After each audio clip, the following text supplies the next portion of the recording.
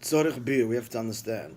Madua nikroim Yimei Purim dafka al Shem Pur.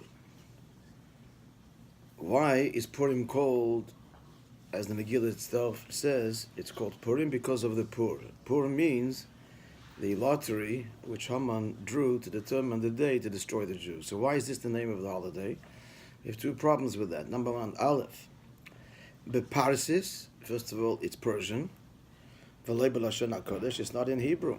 So why are we giving a Jewish holiday a Persian name? Pesach is not Egyptian, and Hanukkah is not Greek. So why is the holiday in Persian? Second problem, Beis, Mila, it's a word, the lottery, Pur, HaMesameles es HaGzeira. It conveys the decree, V'lo yesanes, and not the miracle. So you want to give a name for holiday, you give a name for the happy ending, like Pesach or Hanukkah. This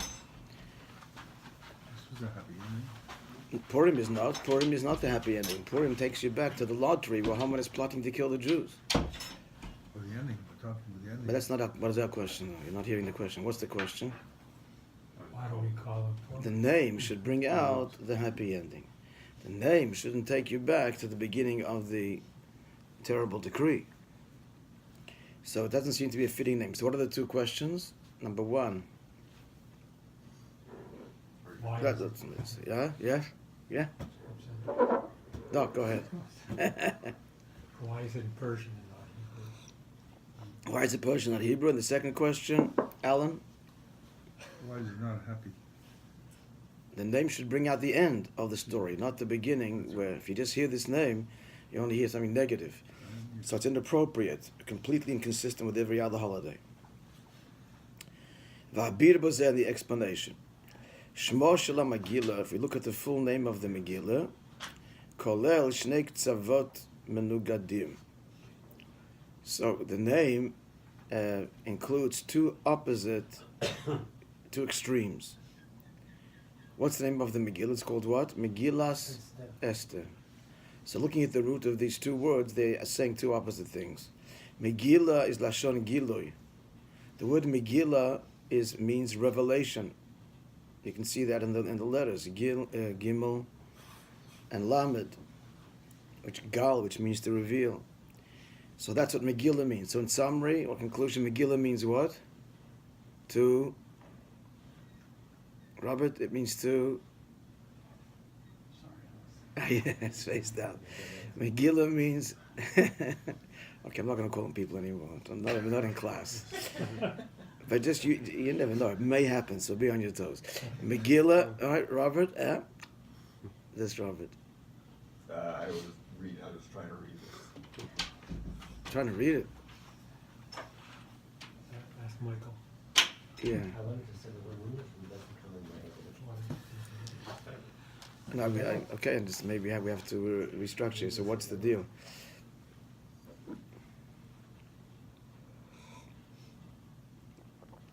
Megillah, we just said, means to reveal. We just talked about the root letters, and we said it means to reveal.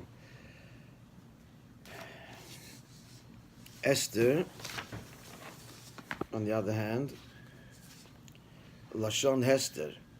Esther means to conceal. Kedivrei Chazal, as our sages put it, they ask in the Talmud, Esther min Torah minayin, where's there allusion to Esther in the Torah?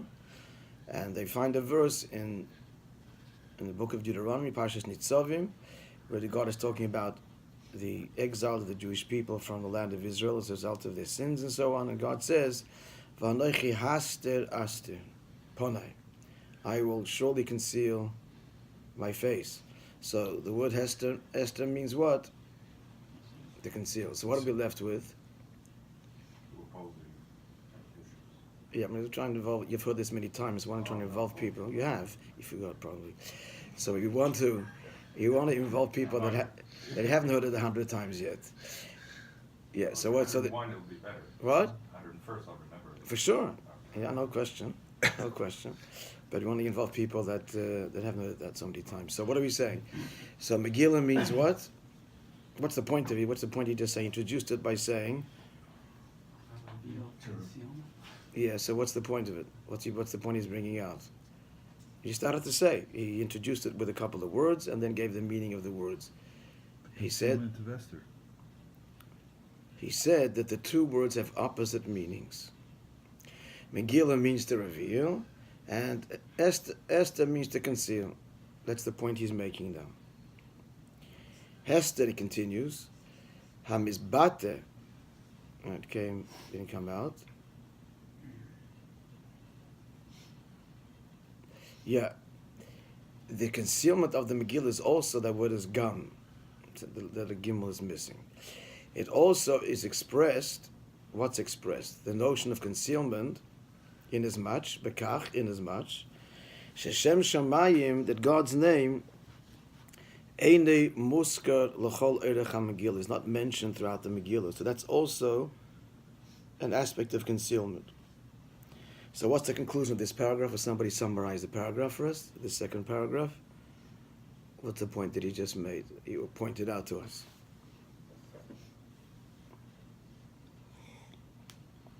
Give me some time to drink my coffee, thank you.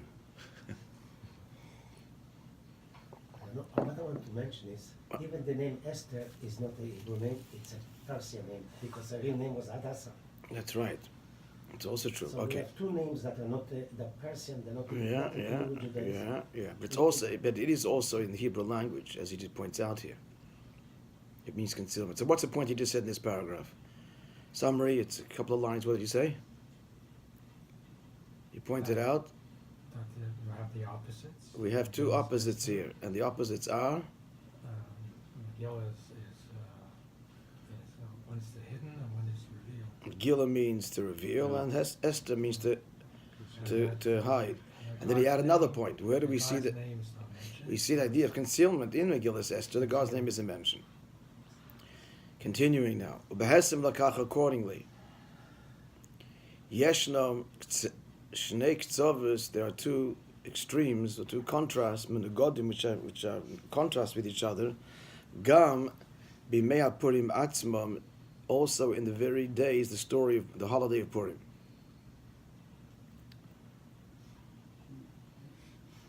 Where do we see this in the holiday of Purim? In the name of Purim. Mechad Gis, on the one hand, Hem Nikroim B'Shem Parsi. It's a Persian name. So Persia, Hamesamelis Agzeda. Persia, first of all, aside from it, he said it means lottery, which is Haman's plan to destroy the Jews. But even without that, the fact that it's Persian already invokes the whole decree, Jews being in exile and in Persia. That's the negative part of the story. On the other hand, the Simcha of Purim, he is the greatest of all Simcha, greater even than Simcha on any other holiday, even greater than Simcha's Torah, Adol Yada, a Simcha that has no boundaries. So again, he's pointing out, what did he just say now?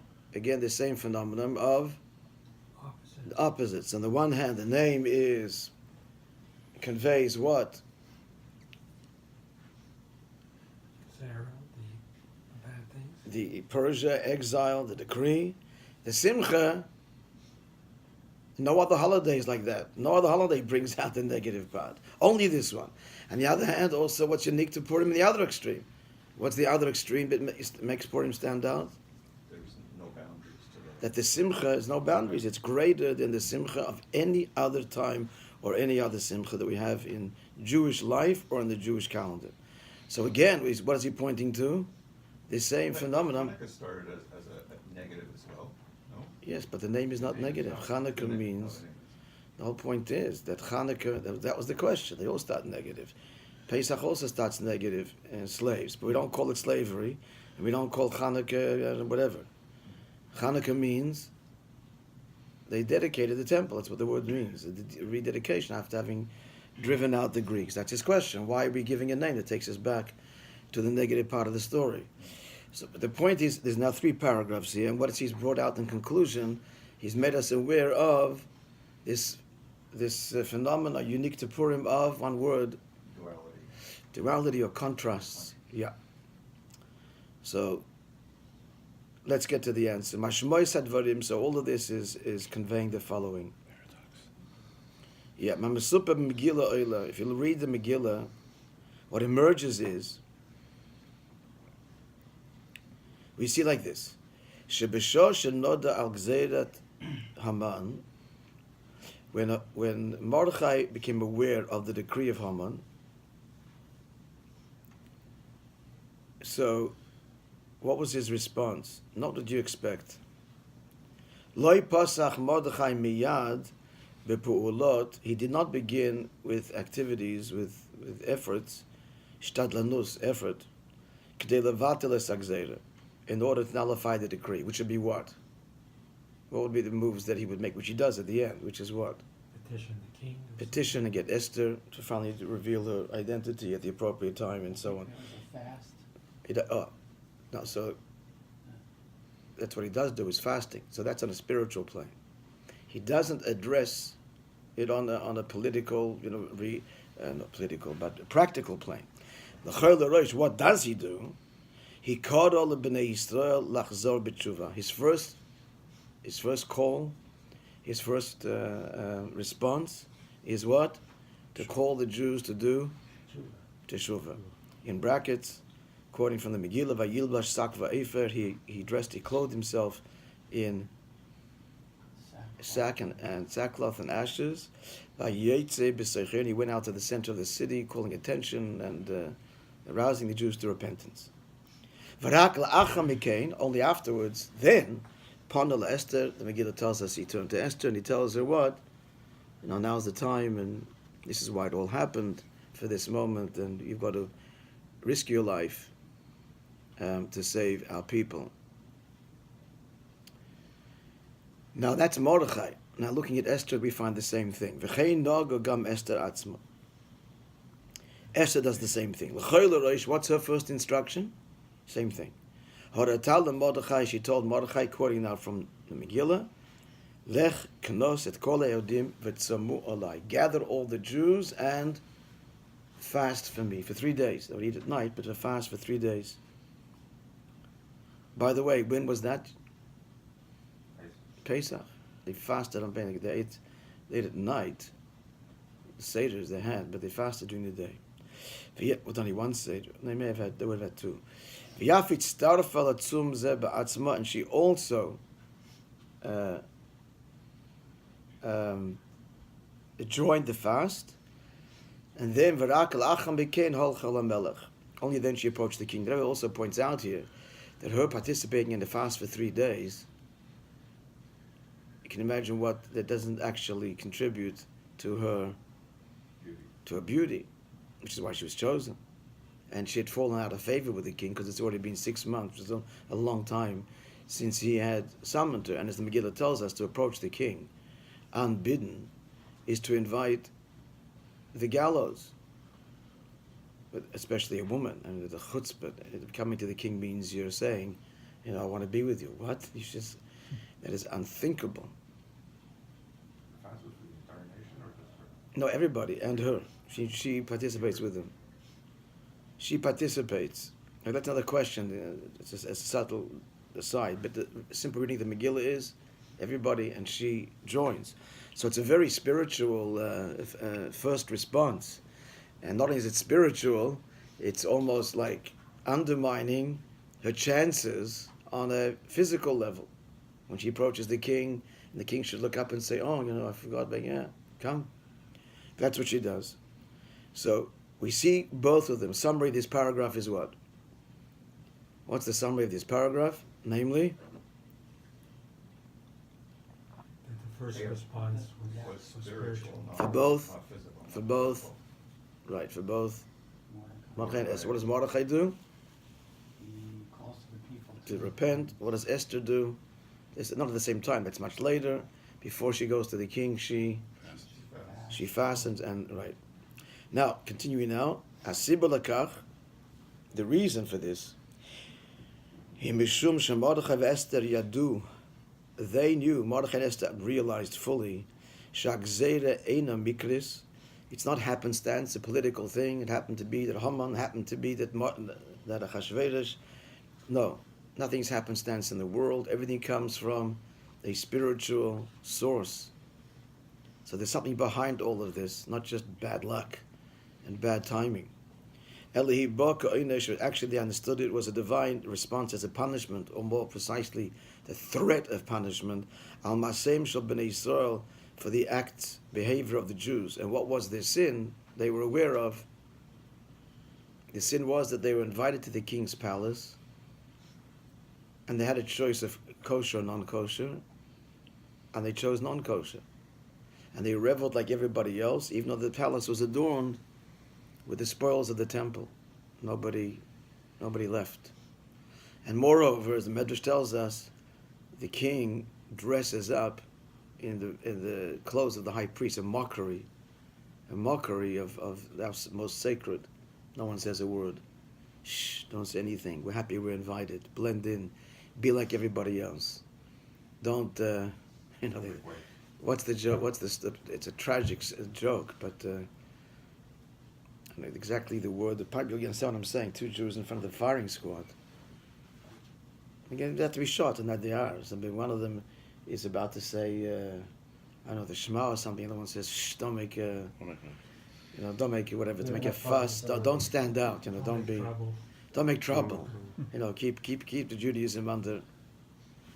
So this was the attitude then. So they understood Mordechai and Esther that all this thing was happening was Hashem was giving them a very powerful wake-up call, as much as they were trying to blend in and be Persian, assimilate, so they get this brutal wake-up call that you're different. They understood why this was happening, and therefore, Do we know whether they were obligated to go to the feast, or Not sure. was it optional? I think you had to go. Well, there's a lot who didn't go, wasn't there? Discussed last week or something, no? Sorry, yeah, no, Mordechai didn't go. I'm gonna say there were Jews that didn't. So yeah, you didn't have to go even. You didn't even have to go. Yeah, that's an important point. V'lachein haderech libitula, and therefore, so they understood. What did Mordechai and Esther understand? That this was the cause of all of this was not politics and happenstance, but rather It was a spiritual, the threat of it, as a response to where the Jews were at spiritually. They'd sunken very low. V'lachein haderech libitula, and therefore they understood what's the first step to take. It's not the political machinations and all of that. That's only will be successful if the core problem is addressed, and that's the spiritual awakening that's required. So therefore they understood that the first thing is b'emtzot chazara b'tshuva. First we have to do teshuva. Once we've done teshuva, then we go take the natural course, b'emtzot ishtadlanut b'darkei hateva, then do all those efforts on a natural plane, and Esther should go to the king and very, subtly get across the message that she's Jewish and lull Haman into a false sense of security, etc. Let's continue. In the third last paragraph. Kach tzorich linoi kol odom. So we have a very important lesson. We have a very powerful lesson. Each person should conduct himself, each Jew, when he's found in a predicament, a difficult predicament, whatever it is.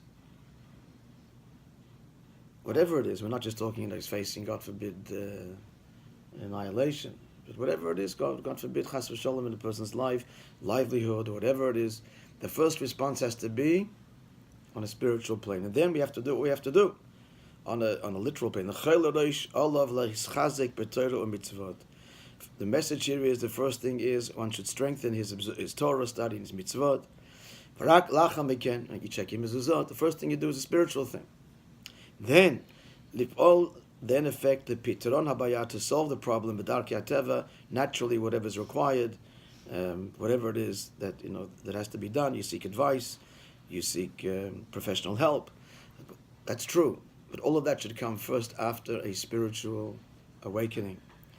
Zot lorak bismanim, and this should be our response. Not only at times when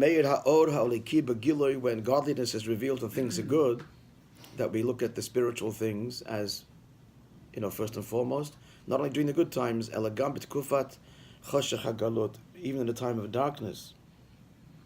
In exile, the spiritual response has to be the first. Mordechai Esther, no, just like they conducted themselves, Mordechai and Esther, Bishat Gzerat Haman at the time of the decree of Haman. Shahita Afhi, Bitzimo Shel Galur. That happened at a very dark exile time. In other words, he's saying, a person would think, spiritual response, that's all good when living at a time when there's the base of Migdal, a spiritual time. But if we're living in exile, the reality is exile, where we're subjugated to the nations. Our only recourse is politics and bribery, whatever we have to do, fight. He's saying, no, you've got to do those things too, even pick up arms, which the Jews actually did in Purim. But even in exile, the response has to be first and foremost a spiritual response, even when it doesn't look like, the hand of God in this at all. It just seems political and so on. So all of this is going to answer the original questions. Somehow. You're going to have to help me because he doesn't spell out the answers in the end. This is just a summary of the original talk. So it just meant this point is for a reminder to the reader. So we're going to say this. Let's see the last paragraph. This is the lesson. Oh, he does answer it. This is the reason. This is the answer. What was the first question, friends? Why is it in Persian and rather than... Why is it in Persian? And why does it bring out the negative part? Yeah. So now we've got the answer at the end now. Because, let's see, this is the enduring lesson. Mikriyatam shalimei Purim dafke, by the fact that these days, in the 2 days, right, are called dafke b'shem Parsi. We call them Persian. We don't give it a Hebrew name because we want to point out the negative. Yeah. Bal mashemot shlilit. It conveys a negative connotation. Persia, exile. The message here is Gam b'shon sheyehudi osek bi'inyanei ha'olam. The message here is, in my personal life, even when I'm involved in the real physical world out there that is spiritually dark, I don't see any open miracles. I didn't see actually miracles in Purim either. There weren't any miracles. It's all very dark. Va'af be'isukim, and his involvement, sheme'uravim, he's involved, entangled even, behem lo Yehudim, with the secular non-Jewish world. Shalulim lachresh mezimus kenegdo, it's very possible that they would be plotting against him. So that's his reality.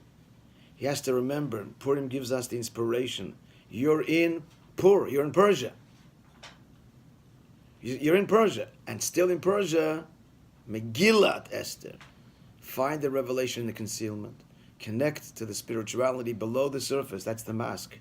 Go beyond the masquerade, the mask of life, and recognize whatever happens is really a spiritual cause, and it's all about our relationship with Hashem, and that's the first response. Alav liskor, a Jew has to remember, Yehudi eina kafuf l'darkei hateva ulamig belotav. At the end of the day, we are not bound by the laws of nature. We're connected to a higher thing, and that's where the solution will come, even as we have to go through the natural cause. A Jew is always connected with godliness, beyond nature. So what he wants to say therefore is that why is it called Purim? It's called Purim Dafka, and it takes us back to the dark part of the story, the lottery, because it's a very powerful message of comfort and of instruction. In our personal lives, we're going to find ourselves in the states of Purim and Persia often. Don't get distracted. Recognize Hashem is behind everything, and yes, you'll do your natural means, but that's secondary or the second stage.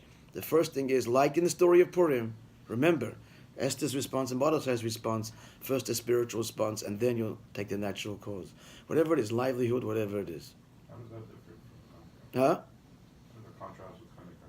The same kind of situation. Hanukkah is a little bit different because Hanukkah happens in Israel, and see what happens is here, even after the story of Persia, of Purim, they're still in Persia, they're still in Golus. But Darius takes over, and then... They're still in Golus, only it's later that they go back. The Purim story ends in Golus. Hanukkah is in Israel, there's the invader, and he's out. So we're back to light. We're back to the Holy Land. The Holy Land was invaded, and they are evicted. But Purim, the whole thing takes place in exile. It's a unique message for the Jew in exile. Even as we're still stuck in it temporarily, At the same time, learn from the story of Purim. Don't get all bent out of shape and think that you're being abandoned and put your hope only in politics and in money. Do all of that. But essentially, spiritual revival. That's the answer. Because Hashem is behind. That's the mask. Really behind everything. And things happen for a reason, and it's all to strengthen us. Therefore, life is not a lottery for the Jew, right? And therefore, life is not a lottery. Not if It appears on the not if surface Hashem to is be a behind it. lottery. Yeah. That's what the surface is that we're dealing with, but he goes deeper. Megillat Esther. He reveals the concealment. He goes beyond the surface. All right? Now I've got a few minutes. Let's start the next one. Clear? We've answered all our questions. This is another thing, another talk. I think we did this, but it's just a summary of it. We're not going to finish it now. We'll finish it next week if we have to. The Gemara relates in Megillah. This is bold. The Gemara relates in Megillah. Megillah is one of the. It's not from meaning the Megillah. Here he means the Megillah as one of the tractates of the Talmud. The Gemara says, Rabbi v'Rabbi Zera, the two sages, Rabbi and Rabbi Zera. 1 year Avdu Sudas Purim Bahadi Adodi. They did. Remember the story here. They did. Remember, when I tell you, you're gonna remember. They did a Purim feast together. On Purim, we're obligated to have a Purim feast, hence we have the Purim feast here. Ipsum, they became intoxicated. Kom Rabbe arose, shachtil Rabbi Zera, and he shechted Rabbi Zera. Remember the story? No, you can't forget a story like Forget this. the story. The Mocha the next day, Boy Rachme, he prayed for him, Va'achya, and he revived him. The Shona, the next year, Amalei, Rabbi turns to Rabbi Zera and he says, Okay, huh? it's okay, got 1 year, it's fine. Rabbi first invites him. Neisi v'navid mar, come and let's do, sir, he's speaking respectfully to him, Sudas Purim Bahadi Adod again, let's have a Purim feast together. Amalei, so Rabbi Zera said back to who? Rabbi. To Rabbi, thank you, but No, thank you. no thank you. Loi b'chol shaita v'shaita, not always misrachish nisa, can we rely on a miracle? You revived me last year, but this would have, no guarantee it's going to happen this year. What? Don't push it. Yeah. That's the story. Of course, it's the most puzzling story. Now, according to some authorities, the Gemara brings this story after the Gemara makes the statement that on Purim, a person is obligated to drink in excess till he can't distinguish between Kos be Haman and Blessed be Baruch. And then the Gemara tells this story. So some authorities say, what's the point of the story? Is not to do it. The story is saying that's not the halacha. But that's not the ruling. Everybody knows that the final ruling is that that it is, and Purim one should. That's he mentioned before the limitless joy of Purim, and this story is brought by the Gemara just to illustrate two sages who did. So it's not the story is not to say don't. It's the story to say yeah. Look, these two sages did it. So the Rebbe asked the obvious question. Tzorich we have to understand. Hayala ala das. Could it enter anybody's mind? Sherabba nichshal b'shvichas damim, that Rabba murdered Rabbi Zera. Rachman l'stam, God preserve us. Can't be that this is the story cannot be as it's literally understood. Impossible. Furthermore, eich ola al darte sherabba.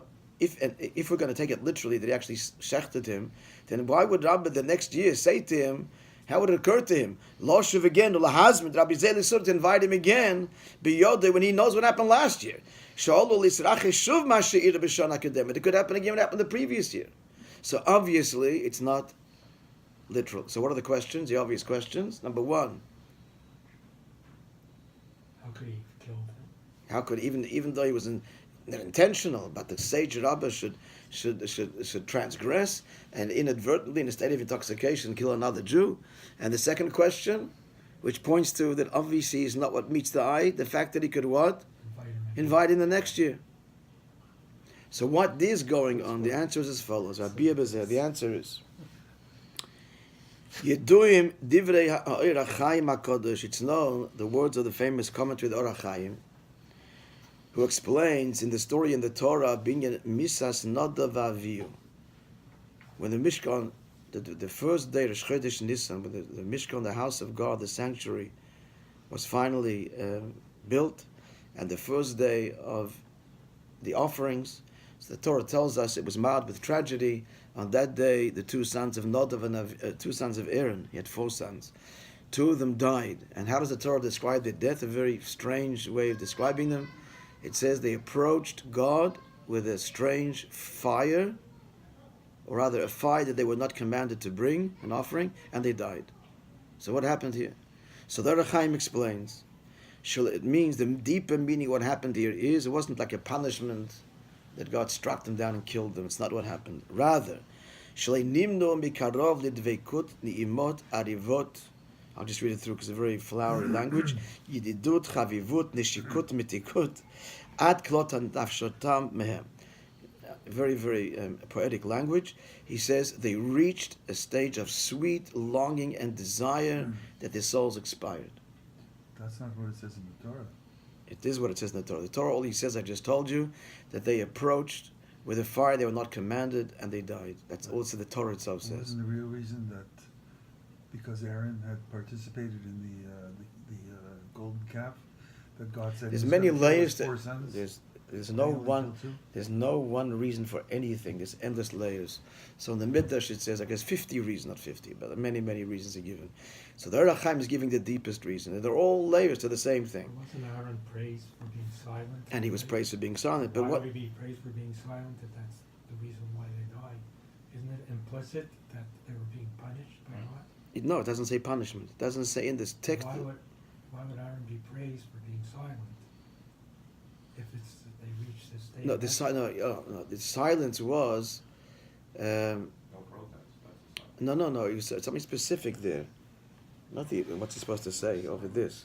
You have to look it up. The praise is a specific response, and that he did not, that he was silent in. We get a chumash. Okay, we'll answer your question. Where does it say Vayidam Aaron? This is A in couple of guys I'd look at Shech. Vayikra. Maybe he was one of them was already checked.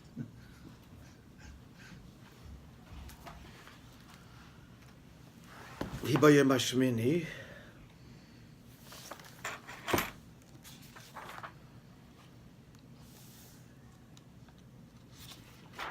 Bateitze Eish. Yeah. Vidam is later. Doesn't say it right there. Oh, yeah, right. So Moshe says to Aaron, when this happened, when God said, I'll be sanctified to those who I've chosen. We can see even from the script, God is saying, I'm sanctified to those I've chosen, and I'll be glorified before all the people.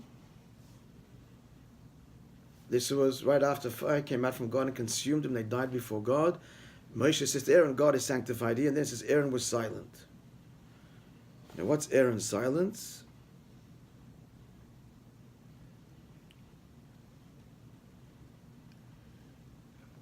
It doesn't really say. So you're asking that if it was a punishment and he was silent, that's a praise. Right. That if they died as he described you now in this ecstasy, what's the virtue of Aaron's? That's a good question. I need to look at that. Good question. Rashi just says he was rewarded for his silence, and what's the reward? That the next commandment was given exclusively to him, not to Moshe.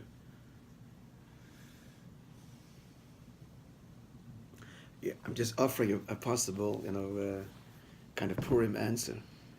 The opposite of that. His silence was that he didn't say, look how great my children are. Maybe that was the silence. That's the praise. Anyway, so we just read the questions. Next week the answer. We're starting the answer. It obviously is not literal. It has to do with, similar to the story of Nadav and Avihu, dying in the sense of ecstasy, the soul leaving the body, to be explored. Okay?